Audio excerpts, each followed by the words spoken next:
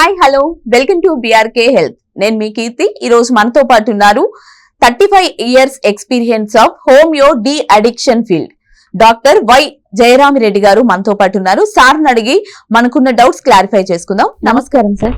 నమస్తే సార్, ఇప్పుడు మామూలుగా సిగరెట్లకి అంటే వీటికి చిన్న పిల్లలు వయసుతో సంబంధం లేకుండా ఒక ఫ్యాషన్ లాగా చేస్తున్నారు స్మోకింగ్ అనేది.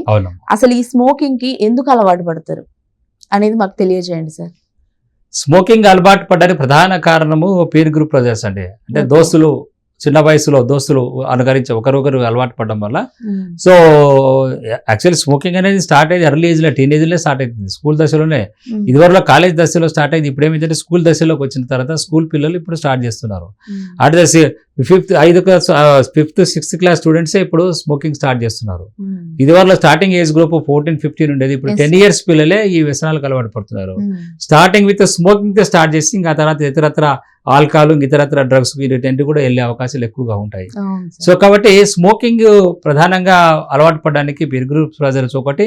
తర్వాత అనుకరించడం అంటే మన హీరో, ఫేవరెట్ హీరో సిగరెట్ తాగి ఇలా గాల్లో వదులుతున్నాడు అనుకోండి, దాన్ని చూసి పిల్లలు బయటకు వచ్చి సిగరెట్ తాగడం ఇలా అలవాటు పడుతుంది. దానికి ఈరోజు సిగరెట్ అనేది సిగరెట్ కాదమ్మా, ఇది మోడర్న్ డిజైన్ డ్రగ్. ఎందుకంటే వీళ్ళు స్మోకింగ్ ఇంజూరియస్ టు హెల్త్ అని అందరికీ తెలుసు.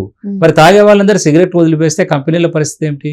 కాబట్టి దాంట్లో కొన్ని రకాల కెమికల్స్ కలిపేసి చివరి వరకు చనిపోయే వరకు మా దగ్గరికి క్యాన్సర్ వచ్చినా, హార్ట్ అటాక్ వచ్చినా, రకరకాల జబ్బులతో వస్తుంటారు.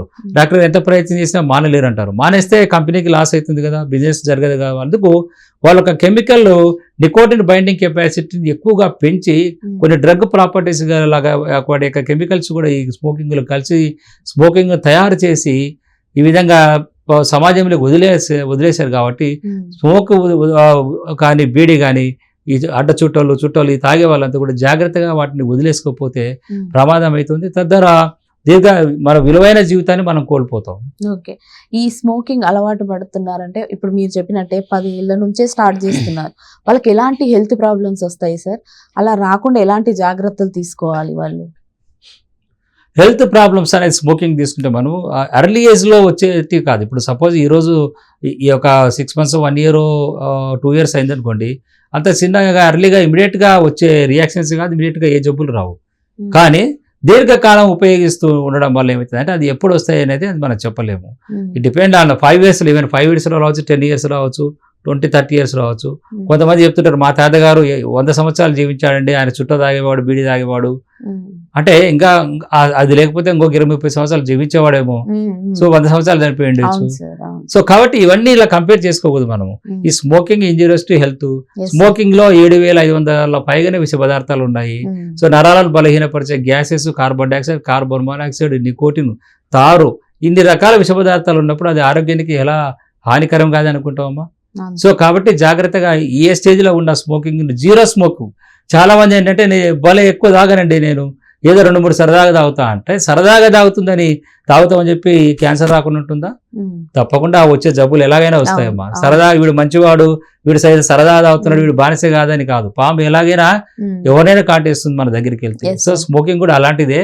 అది కాటు వేయకముందే, అది మన జీవితం క్వశ్చన్ మార్క్ కాకముందే మనం ఈ సిగరెట్లను, ఈ స్మోకింగ్ వదిలిపెట్టుకుంటే వాటి నుంచి వచ్చి 90% క్యాన్సర్ జబ్బులకు ప్రధాన కారణం స్మోకింగ్. ప్రత్యక్షంగా మనం చూస్తున్నాం. అవును సార్.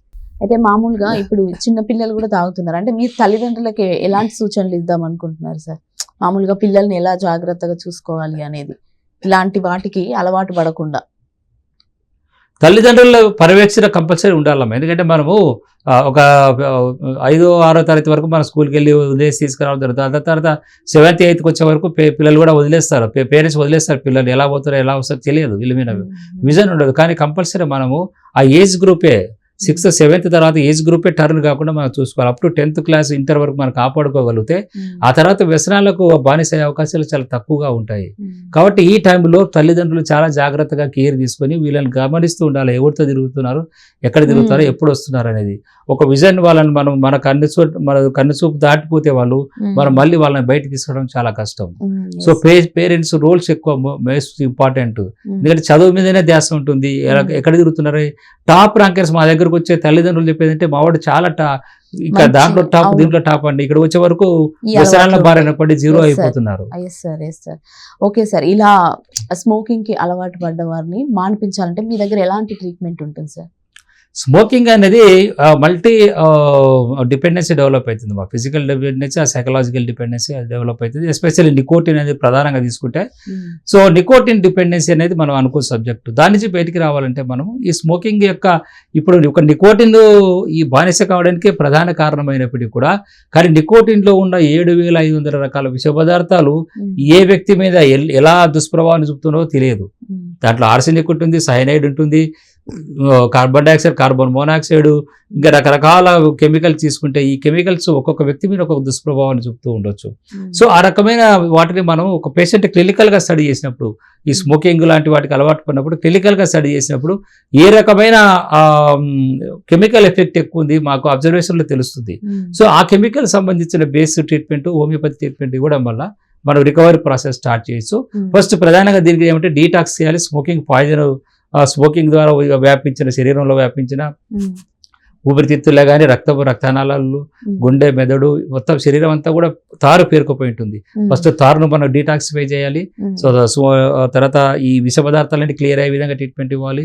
ఫిజికల్ డిపెండెన్సీ అది తీసుకోపోతే వాళ్ళకు ఏదో కోల్పోయి ఏది తోచిపోదు, చికాకు, టెన్షన్, కోపం, ఇరిటేషన్ ఎక్కువ అవుతుంటుంది. అటువంటి విత్డ్రావల్ సిమ్టమ్స్ కంట్రోల్ చేయాలి.